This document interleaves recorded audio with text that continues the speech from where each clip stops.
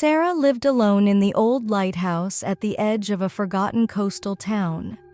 The waves crashed against the rocks with a rhythm that had become as familiar to her as the ticking of the lighthouse clock. The isolation was peaceful at first, but as the weeks passed, it began to feel more oppressive. She spent her days checking the light, keeping watch over the darkened sea. One morning, she found a bottle washed ashore. Inside, a crumpled piece of paper held a single haunting sentence. "I can see it now, behind me, just beneath the waves." The handwriting was shaky, almost frantic. Sarah shook her head and dismissed it. Perhaps it was just the last words of some poor sailor lost to the sea. But as days went by, more bottles appeared.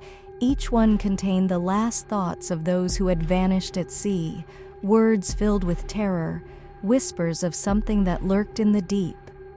"It's coming closer," one note read. "I can't escape. It's watching me."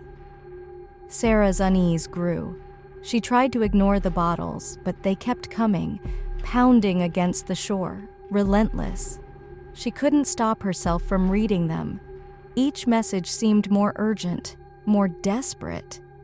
"I heard it calling," one said. "It whispers my name." As she read, a creeping dread settled in her chest. The town had always been empty, but now it felt empty in a different way, like something was missing, or watching. One evening, as the sun dipped low and the sky turned a bruised purple, Sarah opened the last bottle she had found. The note inside was different from the others. It wasn't in the frantic scrawl she had become accustomed to. It was calm, almost soothing. "You are next," it said. The words seemed to echo in her mind. She felt the air grow colder, the shadows of the lighthouse stretching unnaturally long.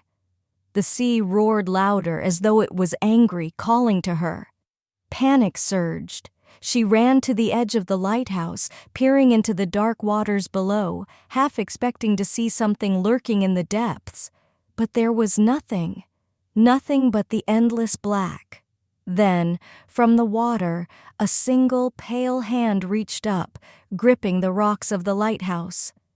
Sarah's breath caught in her throat as she stumbled back, her mind racing.